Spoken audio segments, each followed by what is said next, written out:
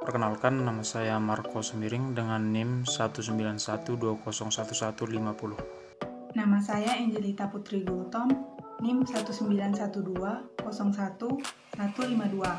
Saya Ocha Sara Ambarita, NIM 191201153. Nama saya Rivaldo Wulas Nebaho, NIM 1912-01149. Dari kelas Budidaya Hutan. Tanaman merupakan salah satu makhluk hidup yang dalam proses pertumbuhan dan perkembangannya mengalami gangguan-gangguan yang menghambat pertumbuhan tersebut.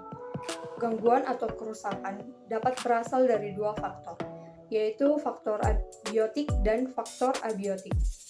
Membahas soal faktor abiotik, perlu diketahui terlebih dahulu apa itu faktor abiotik. Kerusakan yang disebabkan faktor abiotik merupakan kerusakan yang berasal dari fenomena lingkungan secara alami seperti badai, angin, hujan, salju, maupun sambaran petir. Interaksi dengan faktor-faktor lingkungan dapat menyebabkan kerusakan pohon penyusun hutan, dan banyak diantaranya berupa kerusakan fisiologis. Ketahui lebih lanjut tentang kerusakan tanaman akibat faktor abiotik, yaitu badai, serta dampaknya pada penjelasan berikut. Kerusakan yang pertama yaitu kerusakan akibat badai angin. Badai angin terjadi apabila adanya pergerakan udara yang cepat ataupun perbedaan tekanan udara yang besar. Pada saat badai angin terjadi, kecepatan angin bisa mencapai 40-60 km per jam. Kerusakan yang diakibatkan oleh badai angin sangat beragam, salah satunya yaitu pada semai yang bisa dicabut atau tercabut dari tempat tumbuhnya.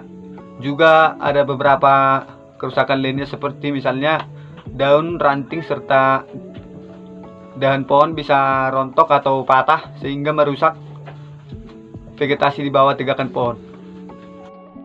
Selanjutnya merupakan kerusakan yang disebabkan oleh hujan. Di Indonesia, pada musim-musim tertentu, badai angin terjadi disertai dengan curah hujan yang tinggi. Curah hujan yang tinggi biasanya memiliki intensitas hujan sebesar lebih dari 20 mm per jam. Kerusakan yang ditimbulkan oleh curah hujan yang ekstrim dapat berupa tanah yang memadat akibat tumbukan air hujan, genangan pada tempat tumbuh tanaman, serta rebah pada semai. Rebah tanaman dapat mengalami kehilangan hasil. Curah hujan tinggi menyebabkan genangan yang membuat tanaman kekurangan suplai karbon dan oksigen, sehingga proses respirasi dan fotosintesis akan terganggu. Yang terakhir, ada kerusakan tanaman yang disebabkan oleh salju dan sambaran petir. Pada keadaan lingkungan yang bersalju, suhu di sekitar lingkungan tentu saja akan rendah. Suhu di bawah batas optimum tanaman akan menyebabkan berkurangnya kecepatan pertumbuhan dan proses metabolisme pada tanaman. Akibatnya, waktu yang diperlukan untuk memenuhi siklus hidup tanaman akan menjadi lebih lama. Contoh frost damage atau kerusakan yang disebabkan oleh suhu yang rendah terjadi pada tanaman kopi yang mengalami pucuk terbakar akibat embun es. Dampak yang ditimbulkan akibat suhu rendah yaitu daun lebih sempit, buah lebih kecil, cabang tersier meningkat, laju translokasi dan respirasi menurun. Kondisi suhu yang rendah dapat menyebabkan dua cekaman, yaitu chilling injury dan freezing injury. Selanjutnya, kerusakan akibat sambaran petir dapat menyebabkan batang pohon terbelah dan gosong daun pada pucuk atau tajuk tanaman.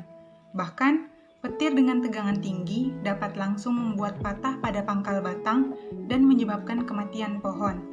Petir cenderung menyambar objek yang tinggi, sehingga pohon-pohon yang lebih tinggi sering tersambar petir. Demikianlah penjelasan tentang kerusakan abiotik, yaitu faktor dari badai seperti angin, hujan, salju, dan sambaran petir bagi tanaman. Apabila ada kesalahan kata dan informasi, kami mohon maaf. Terima kasih.